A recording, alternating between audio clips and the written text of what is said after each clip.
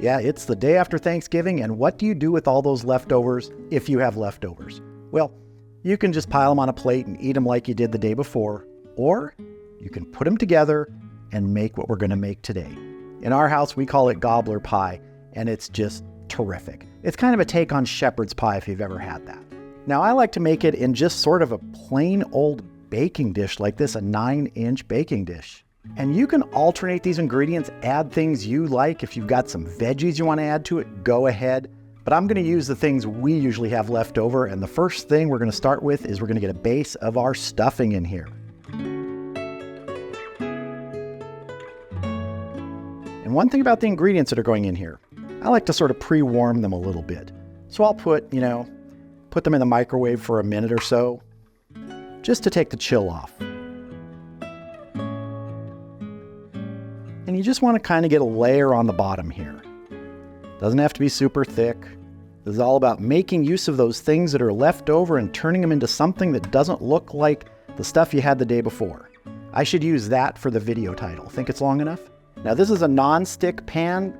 If you don't have a non-stick pan like this, I would grease it a little bit with some butter. Heck, I could have done that anyway here, but it'll be good. Next up, I want to get a little bit of gravy in here, so we're going to drizzle some gravy around. We're going to save some of this gravy to top our gobbler pie with. Next up, turkey. And about this point, you should be preheating your oven to 350 degrees. You can also do this out on the grill if you want. Just get your temp up, 300 or higher, 300, 350. Everything's already cooked here. We're just going to be reheating it and repackaging it. Maybe a little more gravy here on top of our turkey. And some cranberry sauce. We're just going to dollop this in a few areas here.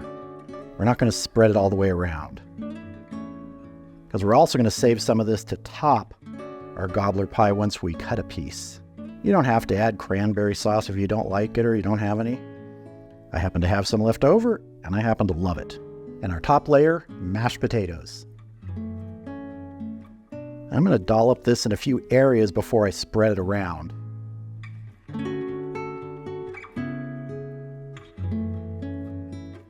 And just start spreading this around. Give yourself a top layer here of mashed potatoes. So if you've ever had shepherd's pie, you can see that this has a very close similarity to it in the way it's constructed, with potatoes on top, meat below.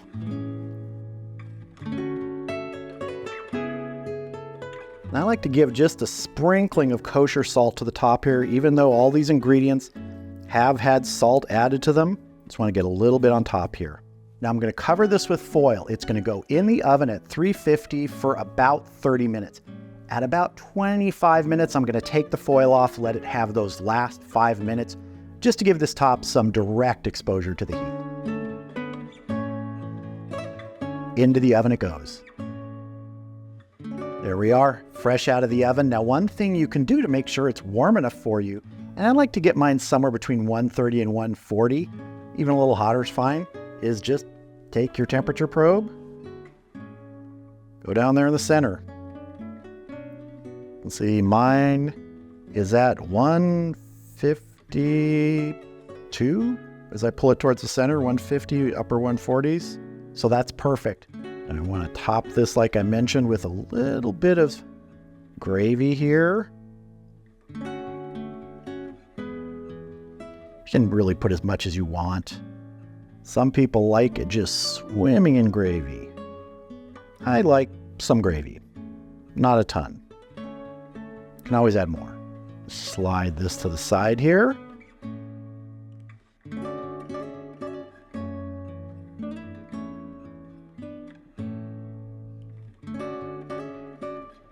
All right, I've got a nice piece cut right here, and I just want to sprinkle some chives on first. And I think I mentioned I love cranberry sauce, so I'm going to do a couple nice dollops of cranberry sauce on top too. And there we go. Gobbler pie, which is smelling terrific. It's calling my name, so I'm going to dive in and have a taste. Now, I catch grief for what I'm about to show you all the time from my family. eating something like this, I like to use a spoon. Not going to miss anything with things falling through the fork, but you want to use your fork, go ahead.